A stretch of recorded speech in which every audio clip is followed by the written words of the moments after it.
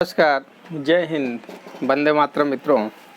आपका उज्ज्वल classes RTP में स्वागत है, अभिनंदन है। मैं भागवत त्रिपाठी आज के इस वीडियो में हाई स्कूल के विद्यार्थियों के लिए जो टॉपिक लेकर आया हूँ, यह संस्कृत परिचायिका के द्वितीय पाठ अन्योक्ति विलासः नामक शीर्षक पाठ है। और इस लेसन में जो आप श्लोक देख रहे हैं, यह श्लोक मोस्ट इम्पॉर्टेंट है। जो श्लोक आपको दिखाई दे रहा है, 6 श्लोक, ये 6 श्लोक बहुत ही इम्पॉर्टेंट है और एक श्लोक दे करके उसका संदर्भ सहित अनुवाद करने के लिए पेपरों में पूछा जाता है।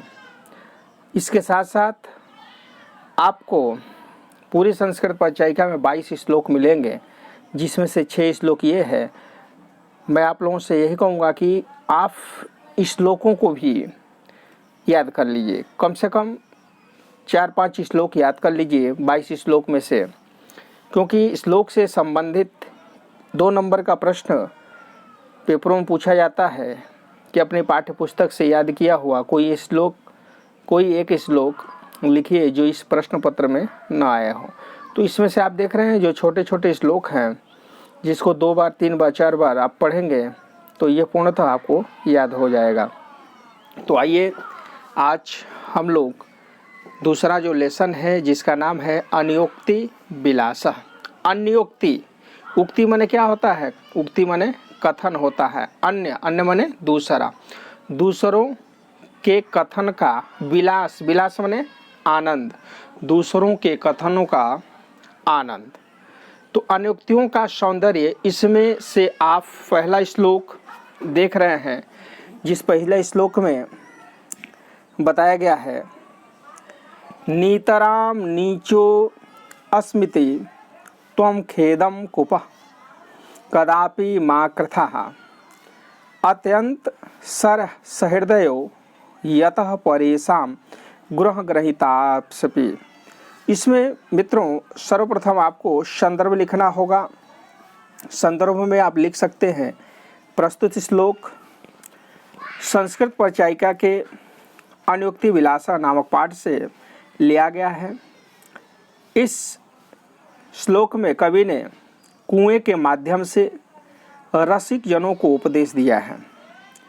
इसमें आप देख रहे हैं एक कुआं है, कुएं के माध्यम से लोगों को उपदेश दिया गया है, जिसमें से आप देखेंगे पहला जो श्लोक है, जिसमें लिखा है नीतराम नीचो अस्मिति त्वं खेदम कुपः।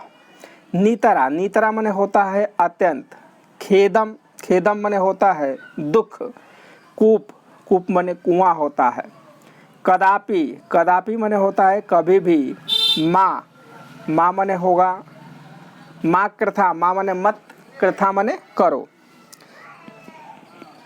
अत्यंत, अत्यंत माने होता है अत्यंत सहृदयस, अत्यंत रसिक पूर्ण हृदय वाला, अत्यंत सहृदयो, अत्यंत रसिक पूर्ण हृदय वाला, परेशान, परेशान माने होता है दूसरों के गुण ग्रहितास्पि, गुणों को ग्रहण करने वाला, अर्थात रस्सी। तो इसमें कुएं को बताया गया है कि नीतराम नीचो अस्मिति त्वं खेदम कुपः कदापि मा कृथः। हे कुएं, तुम कभी भी इस प्रकार का खेद मत करो, दुख मत करो कि मैं अत्यंत नीच हूँ। कुएं का जल आप लोग देखते हैं, कुएं का जो जल होता है बिल्कुल ही नीचे होता है। तो कुएं को कहा गया है कि हे कुएं, तुम इस प्रकार का कभी भी अपने मन में दुख न करो कि मैं अत्यंत नीच हूँ, क्योंकि तुम अत्यंत जल पूर्ण वाले हृदय वाले हो। अत्यंत सर सहृदयो यतः परेशान गुण ग्रहितास्पि, तुम अत्यंत जल पूर्ण हृदय वाले हो, इसलिए दूसरों की रस्सी को ग्रहण करने वाले हो, दूसरों के गुणों को ग्रहण करने वाले हो। एक बार और देखेंगे। नीतराम नीचो अस्मिति त्वम खेदम कुपः। हे कुएं, तुम अपने हृदय में इस तरह का कभी भी दुख प्रकट न करो कि मैं अत्यंत नीचा हूँ। कदापि माँ कृथा, कभी भी दुख प्रकट न करो कि मैं अत्यंत नीचा हूँ। अत्यंत सर सहृदयो यतः परेशान ग्रहण गरितास्मि। तुम अत्यंत सरस हृदय वाले हो, इसलिए दूसरों को परेशान माने दूसरों के गुण ग्रहितास्वपि, दूसरों के गुणों को अर्थात रस्सी को ग्रहण करने वाले हो। कहने का मतलब ये है कि कुएं का जो जल होता है वह नीचे होता है और बाल्टी में रस्सी बांध करके हम लोग नीचे करते हैं, तो वह कुआं क्या होता है कि दूसरों के गुणों को ग्रहण कर लेता है। अर्थात रस्सी के माध्यम से जब बाल्टी नीचे जाती है तो वह अपना जल प्रदान करता है, क्योंकि इतना नीचे उसका जल है, फिर भी उस कुएं का हृदय इतना सरस है, इतना कोमल है, इतना दयालु है कि उतना नीचे से भी प्यासे व्यक्ति को वह कुआं अपना पानी दे देता है। तो उस कुएं को कहा गया है कि हे कुएं, तुम इस प्रकार का कभी भी अपने हृदय में दुख मत प्रकट करो कि मैं अत्यंत नीचा हूँ या मेरा जल स्तर बहुत ही नीचे है, क्योंकि तुम्हारा जो हृदय है बहुत ही सरस है और तुम दूसरों के गुणों को ग्रहण करने वाले हो, दूसरों के गुणों अर्थात रस्सी इत्यादि को ग्रहण करने वाले हो। अनुक्ति के माध्यम से बताया गया है कि हे रसिक जन, तुम इस बात का खेद न करो कि तुम बहुत नीच हो। तुम्हारा हृदय बड़ा सरस है, इसलिए तुम दूसरों के धैर्य आदि गुणों को ग्रहण करने वाले हो। रसिक जन, आनंद प्रदान करने वाले जो लोग हैं उनके बारे में कहा गया है कि हे रसिक जन, तुम इस बात का अपने हृदय में दुख कभी भी मत करो कि मैं अत्यंत नीचा हूँ, समाज में मेरा कोई मर्यादा नहीं है। अरे भाई, तुम्हारा जो हृदय है बहुत ही सरस है, तुम्हारे हृदय में किसी प्रकार का कोई छल कपट नहीं है, तुम्हारे हृदय में दया भरा हुआ है, इसलिए तुम दूसरों के धैर्य आदि गुणों को ग्रहण करने वालों हो। तो दूसरों के अंतर्गत जो धैर्य आदि गुण है उसको भी तुम ग्रहण कर लेते हो। तो हे व्यक्ति, हे रसिक जन, तुम दुख क्यों कर रहे हो, अर्थात तुम कभी भी दुख प्रकट न करो। अगला जो श्लोक है इसको देखेंगे। अगला श्लोक में है कि नीर क्षीरा विवेके हंसा आलस्यम त्वमेव तनु से चेत विश्वामणि मनोधुन्नान्यः कुलव्रतं पाल्यस्यति का।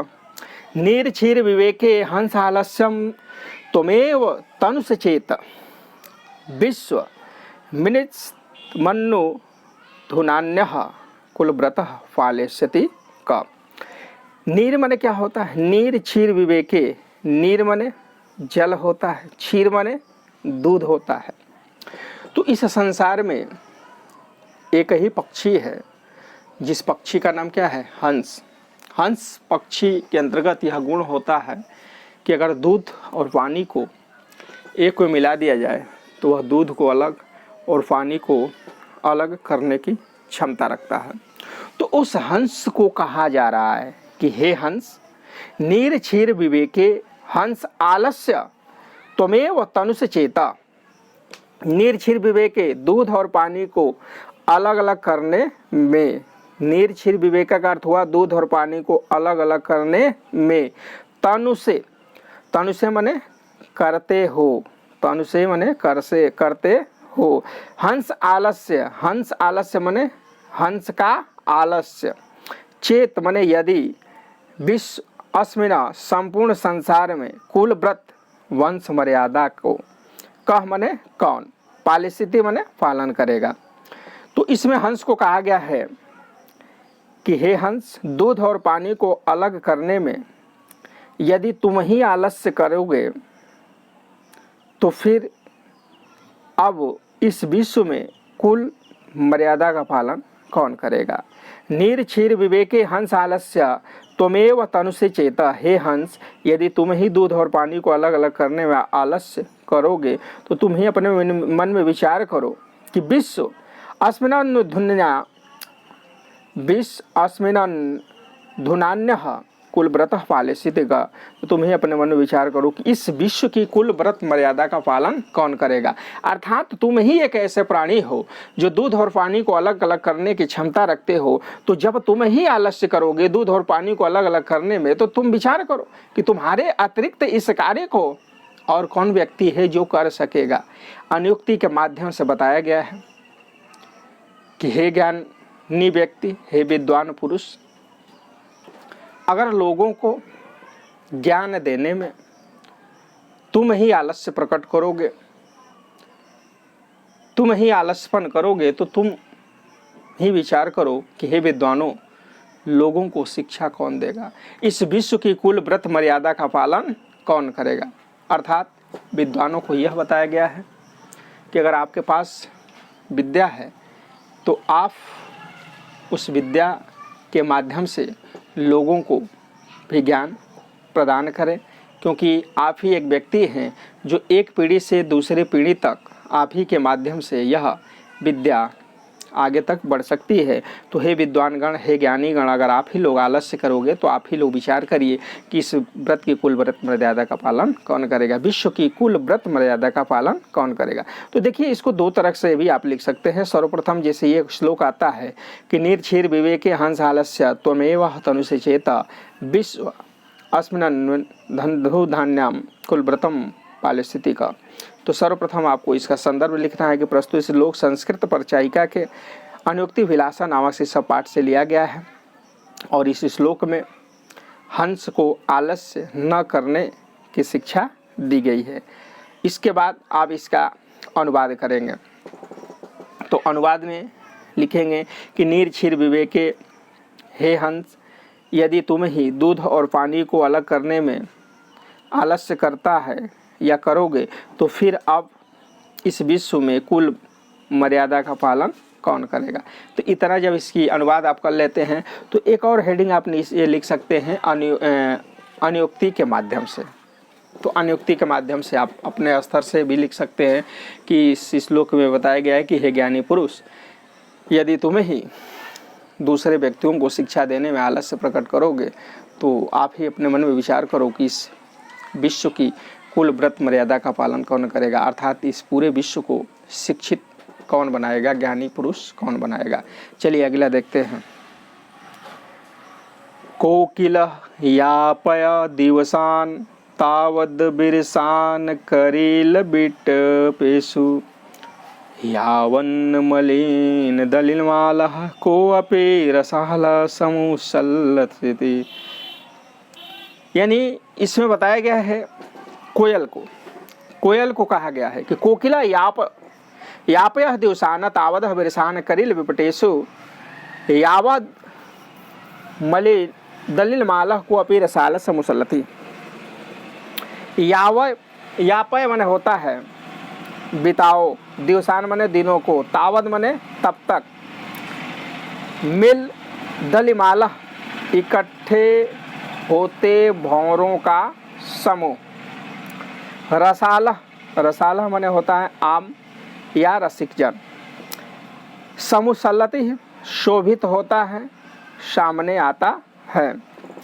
तो यह श्लोक आता है। तो सर्वप्रथम आप लिखेंगे प्रस्तुत श्लोक संस्कृत परिचायिका के अनुक्ति विलासा नामक शिष्य पाठ से लिया गया है। इस श्लोक में कवि ने कोयल के माध्यम से धैर्य धारण करने का उपदेश दिया है। जैसे कोयल जो होती है, कोयल बसंत ऋतु में कुहू कुहू की ध्वनि लगाती है। वसंत का जो ऋतु होता बहुत ही सुनहरा होता है, चारों तरफ फूल खिले होते हैं, पेड़ों पर नए नए पत्ते रहते हैं। फिर बसंत का ऋतु बीत जाता है, सारे पेड़ के पत्ते झड़ जाते हैं। तो जब वसंत ऋतु होता है वह समय कोयल के लिए सुख का प्रतीक है, और पेड़ों को जब पत्ते झड़ जाते हैं, किसी भी पेड़ पर कहीं पत्ते दिखाई नहीं देते, तो वह जो समय होता है कोयल के जीवन का दुख का प्रतीक होता है। परंतु कोयल के माध्यम से लोगों को कवि सीख देना चाहता है। कोयल को विपरीत परिस्थिति में भी धैर्य धारण करने के लिए संदेश देना चाहता है। कैसे देखेंगे। कोकिला यापया देवसान तावद बिरसान करील पिटतेसु। हे कोयल, तुम तब तक करील के वृक्षों में अपने ये शुष्क दिन बिता लो। कोकिल यापया दिवसान, यापया दिवसान, दिवसान माने क्या होता है, दिनों को, यापया माने बिताओ। हे कोयल, तुम तब तक करील के वृक्षों में अपने ये शुष्क दिन बिता लो जब तक, यावद माने जब तक,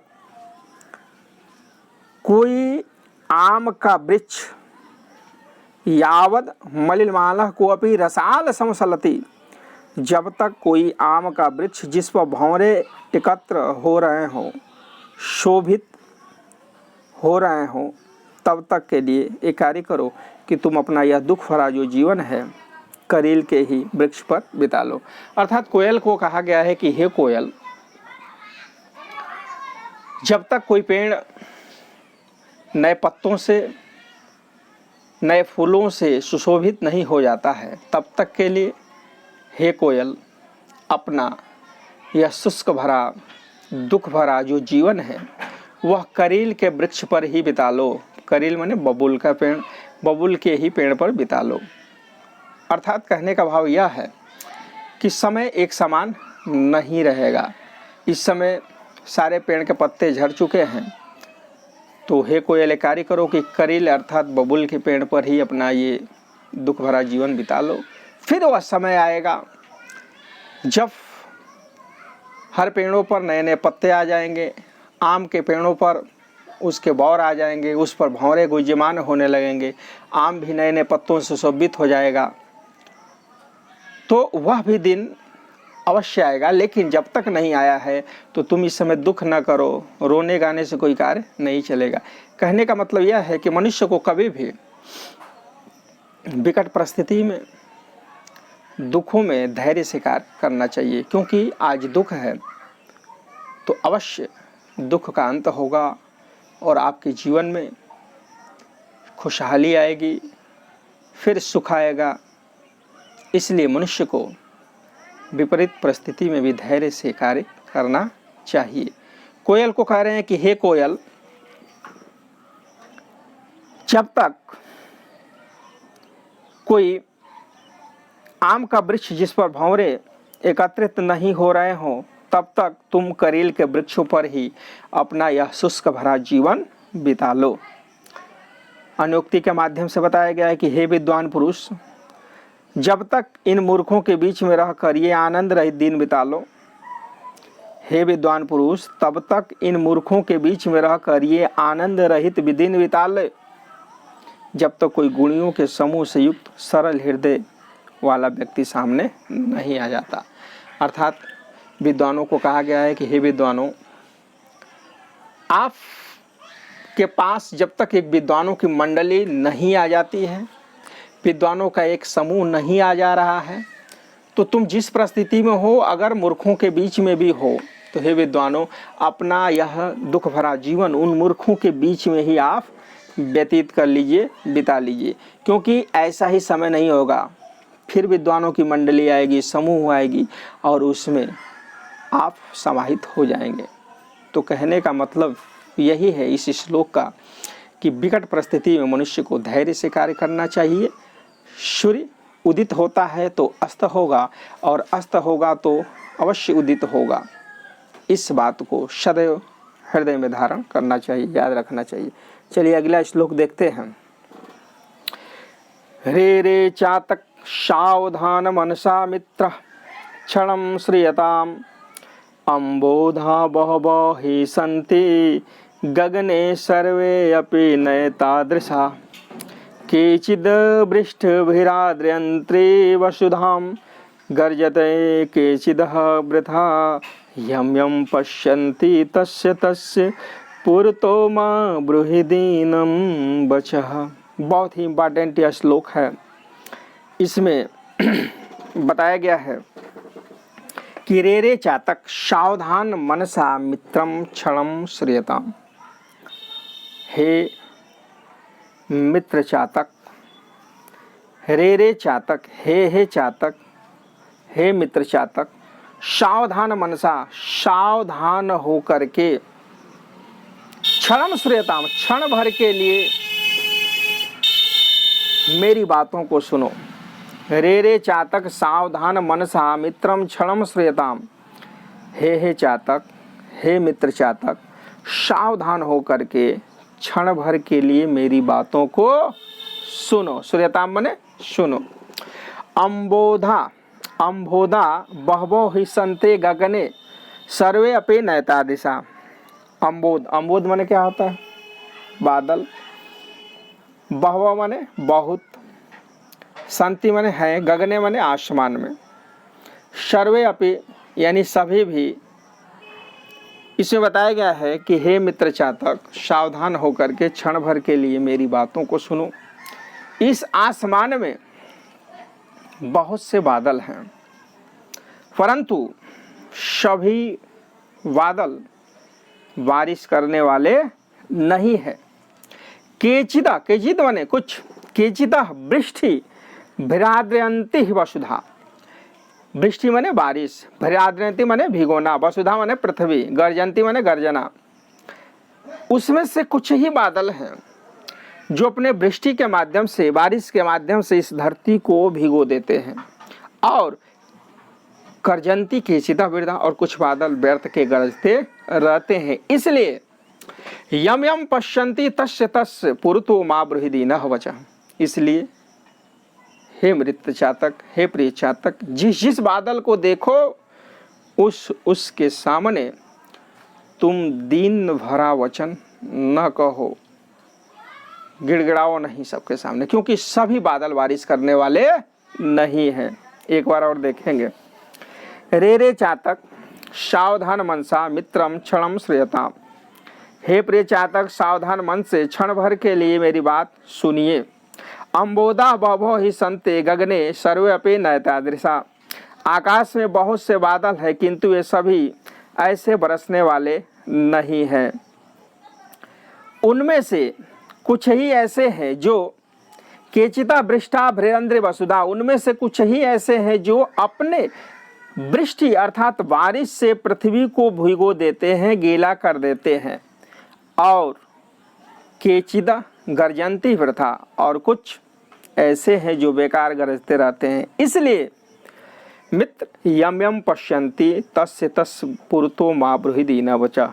इसलिए मित्र, तुम जिस चीज को देखो उसी के सामने दीनता के वचन मत बोलो, दीनतापूर्वक न कहो। अर्थात जो चातक पक्षी होता है, चातक पक्षी स्वाति नक्षत्र के जल को पीता है।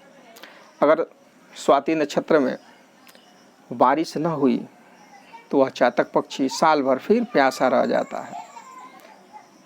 वह चातक पक्षी जब भी देखता है आसमान में बादल छाए हुए हैं तो एक दिन भरा निगाहों से वह आसमान की तरफ देखता है, क्योंकि वह बहुत प्यासा रहता है। स्वाति नक्षत्र में जब जब भी आसमान में बादल घटा छा जाती है तो वह देखता है कि अब बारिश होगा, मेरी प्यास बुझेगी, अब बारिश होगा, मेरी प्यास बुझेगी। तो उस चातक पक्षी को कहा गया है कि हे चातक पक्षी, तुम आसमान में जो बादल, कई तरह के बादल देख रहे हो, ये सभी बादल बारिश करने वाले नहीं हैं। हे मित्र चातक, सावधान होकर मेरी बातों को सुनो। अम्बोध, अम्बोध माने आसमान, आसमान में बहुत से बादल हैं, परंतु यह सभी बादल बारिश करने वाले नहीं है। उसमें से कुछ ही बादल हैं जो अपने वृष्टि के माध्यम से, बारिश के माध्यम से पृथ्वी को भिगो देते हैं, और कुछ बादल व्यर्थ ही गरजते रहते हैं। इसलिए हे मित्र, तुम जिस बादल को देखो उसके सामने दिन भरा वचन न कहो। अनुक्ति के माध्यम से बताया गया है कि हे मनुष्य, इस संसार में बहुत से लोग दानी, बहुत से लोग अमीर हैं, अमीरों की कमी नहीं है, परंतु सभी अमीर दानी नहीं हैं। इसलिए हे मनुष्य, जिस जिस अमीर व्यक्ति को देखो उसके सामने अपना हाथ मत फैलाओ, गिड़गिड़ाओ नहीं, क्योंकि वह 1 रुपया देगा नहीं। तो जब जहाँ मिलने की आशा न हो उसके सामने हाथ फैलाने से क्या फ़ायदा। अर्थात अमीर तो सभी लोग हैं, परंतु सभी अमीरदानी नहीं हैं। इसलिए हमें उसी व्यक्ति से मांगना चाहिए जहाँ पर मिलने की कुछ आशाएं हो। अगर आशा मन में रख करके मांगने आप चले जाएंगे और बाद में निराशा होगी तो आपके हृदय को बहुत ही दुख होगा। इसलिए हे मनुष्य, अनुक्ति के माध्यम से बताया गया है कि इस संसार में बहुत से व्यक्ति अमीर हैं, परंतु सभी अमीर दानी नहीं है। इसलिए हे मनुष्य, जिस जिस व्यक्ति को देखो उसके सामने अपना दीन भरा वचन मत कहो, अपने हाथ को मत फैलाओ। अगला देखेंगे, बहुत ही मोस्ट इम्पॉर्टेंट जो 5 श्लोक है, इसमें देखेंगे नैवे ताड़नात् तापनाद् ब्रह्ममध्ये नैवे विक्र्यातः किलस्य मानो अहमस्मिन् श्रवणस्य मे मुख्य दुःखं तदेकं यतो मा जना गुंजयाम तुल्यति। नैवे ताड़नात् तापनाद् ब्रह्ममध्ये, ब्रह्म ने क्या होता है? अग्नि।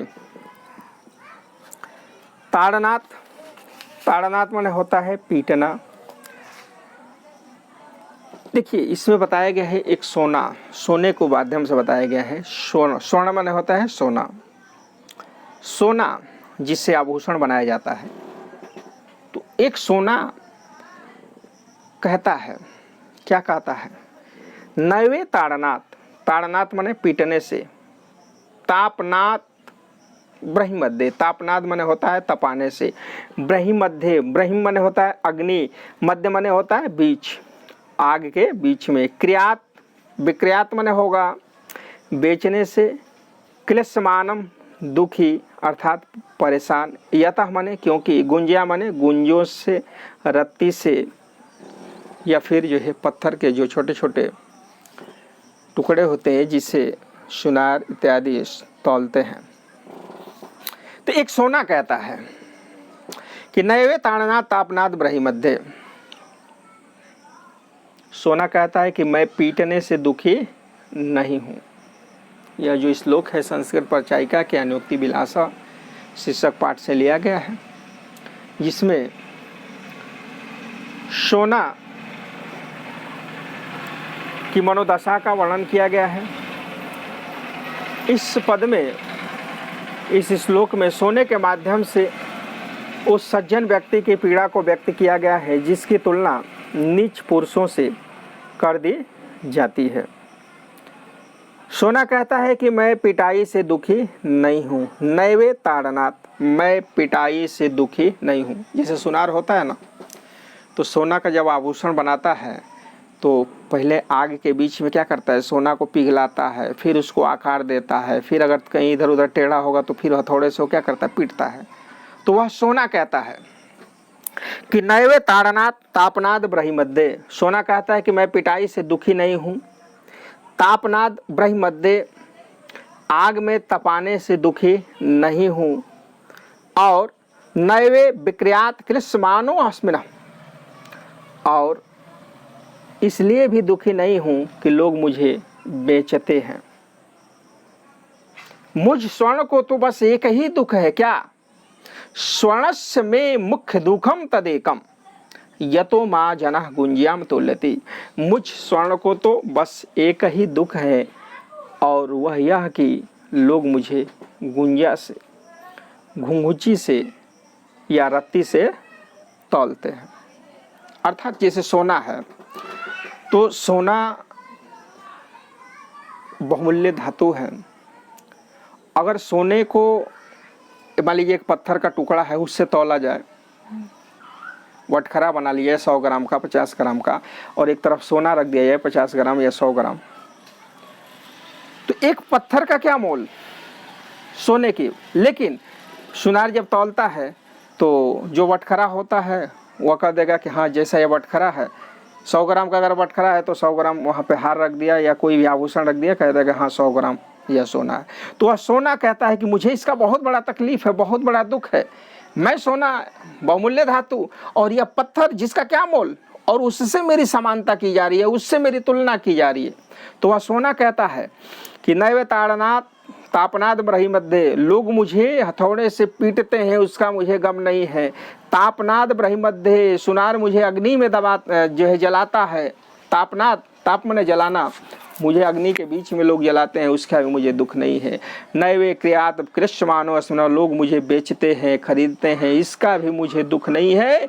स्वर्णस्य में मुख्य दुखम तदेकम यतो माँ जना गुंजिया तुल्यति, मुझ स्वर्ण को तो सिर्फ एक ही दुख है कि लोग मेरी समानता, मेरी तुलना एक गुंजिया से कर देते हैं, एक घिंगुच्ची से कर देते हैं, एक रत्ती से कर देते हैं। अनुक्ति के माध्यम से बताया गया है कि एक विद्वान पुरुष कहता है कि मेरे पास मेरे ऊपर अनेक बाधाओं का पहाड़ टूट पड़े, मुझे अनेकों कष्ट मिले, मैं उस कष्ट को सह लूँगा, उन बाधाओं को सह लूँगा, परंतु अगर कोई व्यक्ति बाहर से आकर्षण दिखने वाले नीच पुरुषों से मेरी तुलना करे तो मैं इसको कभी सह नहीं सकता। यह बात मेरे लिए बहुत बड़ी दुख की बात होगी। अर्थात कोई एक विद्वान पुरुष है, तो विद्वान जिसके पास ज्ञान का भंडार है, और एक मूर्ख व्यक्ति जिसके पास ज्ञान नहीं है लेकिन धन दौलत है, बढ़िया से सूट बूट कसा हुआ है, और उससे तुलना एक विद्वान व्यक्ति का कर दिया जाए कि जैसे यह व्यक्ति है वैसे यह व्यक्ति है, तो उस विद्वान के लिए यह बात बहुत ही दुख में होगा, बहुत ही कष्ट में होगा। अतः ज्ञान की तुलना अगर की जाए तो ज्ञानवान व्यक्ति से ही करना चाहिए, ना कि मूर्ख व्यक्ति से। तो लगभग इसको समझ गए होंगे, बहुत ही इम्पॉर्टेंट है, इसको आराम से आसानी से कर लेंगे। अगला जो इस लेसन का लास्ट श्लोक है, ये भी मोस्ट इम्पॉर्टेंट है। रात्रे गर्मेष्यति भविष्यति सुप्रभातम, भानु स्वादिष्यति हसस्यति पतंजलि, इत्थं विचित्यते कोशगते धुरेफे, हा हंत हंत नलनी गज उज्जहार। देखिए, इसमें एक भौरा जो कमल के कोश में बंद है, भौरा कमल कोश में बंद है, और कमल में बंद भौरे के माध्यम से भाग्य की विडंबना का परिचय दिया गया है। प्रस्तुत श्लोक संस्कृत परिचायिका के अनुक्ति विलास नामक शीर्षक पाठ से लिया गया है। इस श्लोक में कवि ने कमल कोश में बंद भौरे के माध्यम से भाग्य की विडंबना का परिचय दिया है। जैसे सूर्य उदित होता है ना, तो सूर्य उदित होता है तो आप देखे होंगे तालाब में कमल क्या होता है, सूर्य जैसे जैसे उसकी किरणें आएगी कमल जो है खिलता जाएगा, फिर धीरे धीरे सूर्य पश्चिमांचल को चला जाएगा, अस्तांचल को चला जाएगा, तो उसी तरह धीरे धीरे कमल क्या होगा, बंद होता जाएगा। परंतु उस कमल के ऊपर मड़राने वाला जो भौरा है इतना मदमस्त हो जाता है कि कब कमल जो है बंद हो रहा है उसे आभास ही नहीं होता। धीरे धीरे कमल कोश बंद होता जाता है और उसी में वह भौरा बंद हो जाता है। तो कमल कोश में बंद भौरा स्वप्न के माध्यम से देख रहा है, सोच रहा है, विचार कर रहा है। क्या विचार कर रहा है कि रात्रे गमिष्यति भविष्यति सुप्रभातम, रात बीतेगी, भविष्यति सुप्रभातम, फिर सुनहरा सुबह होगा, भानु उदिष्यति हसत्यति पतंजलि, भानु माने सूर्य, सूर्य उदित होंगे और हसस्यति पतंजलि, पंकज माने होता है कमल, और फिर जो है कमलों का जो समूह है वो फिर खिल जाएगा। सुप्रभातम सुंदर प्रातः काल, भास्वान माने होता है सूर्य, भास्कर माने सूर्य, उदित्यति माने होता है उदित होना, हसस्यति माने विकसित होगा, पकंजलि माने कमलों का समूह, इत्थम माने इस प्रकार, विचित्यंति माने सोचते हुए, कोशगतम कमल कोश में बंद हो जाने पर, द्विरेफ भंवरे के, द्विरेफ माने होता है भंवरे के, हाँ हंत हंत बहुत दुख की बात है, नलिनी कमल को, गजह माने हाथी ने, उज्जहार माने उखाड़ दिया। तो कमल कोश में बंद जो भंवरा है वह सोच रहा है, विचार कर रहा है क्या, कि रात्रि गमिष्यति, रात बीत जाएगी, भविष्यति सुप्रभातम, सु मने सुंदर, प्रभात मने सवेरा, रात बीत जाएगी, सुंदर प्रातः काल होगा, भास्वानुदिश्यति सूर्य उदय होगा, हसत्यति पकंजलि कमलों का समूह खिलेगा, कोश कमल कोश में बंद हुए भंवरे की इस प्रकार सोचते हुए ही, इत्थम विचित्यंति कोश गते द्विरेफे, कमल कोश में बंद भंवरा इस प्रकार का सोच ही रहा था कि तब तक क्या होता है, हाँ हंत हंत नलनी गजह उच्चहारा, कमल कोश में बंद भंवरा इस प्रकार का सोच ही रहा था कि तब तक हाथी ने कमल को ही उखाड़ दिया। यह बहुत दुख की बात है, यह बहुत ही खेद की बात है।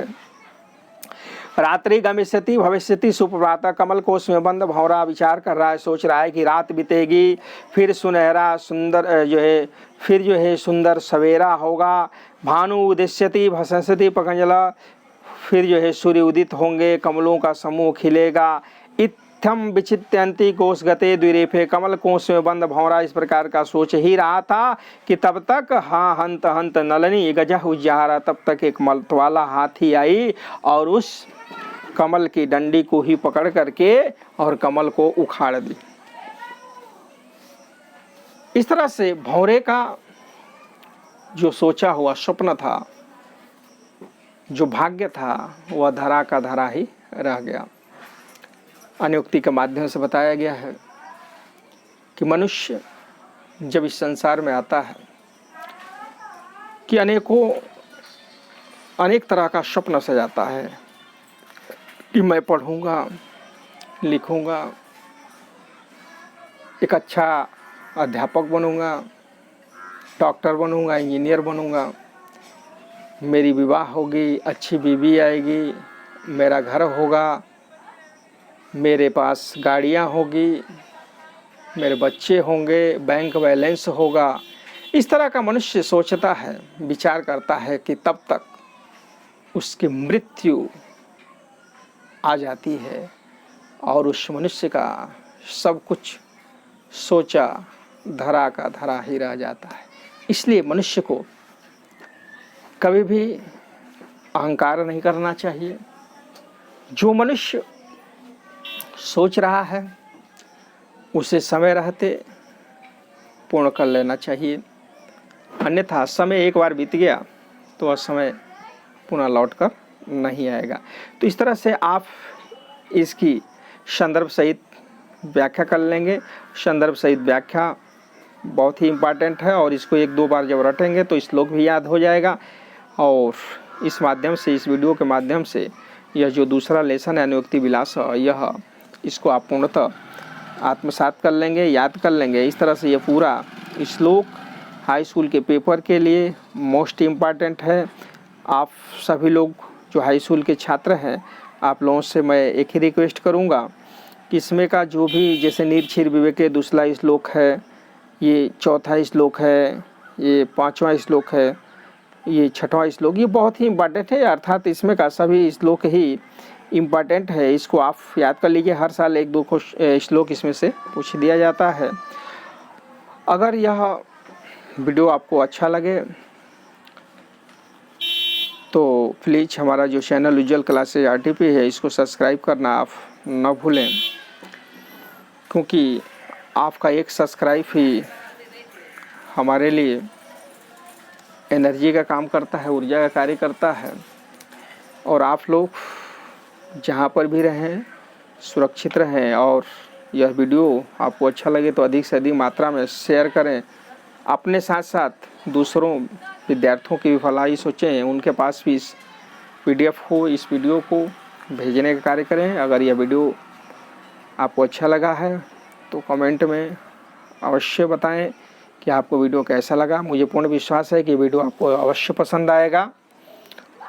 और हमारा जो चैनल उज्ज्वल क्लासेज RTP है उसको आप अवश्य सब्सक्राइब कर लेंगे।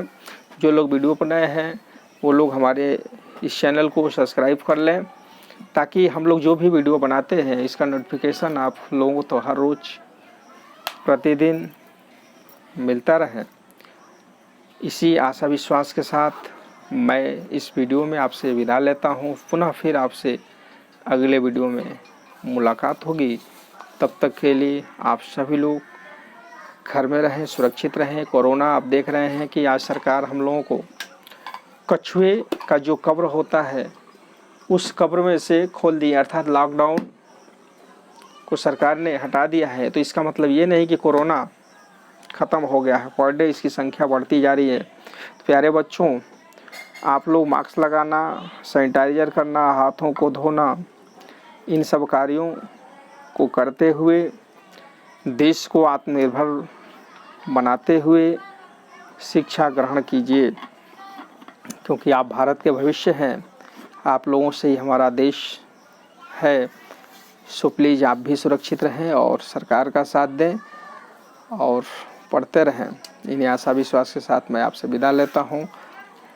जय हिंद, जय भारत।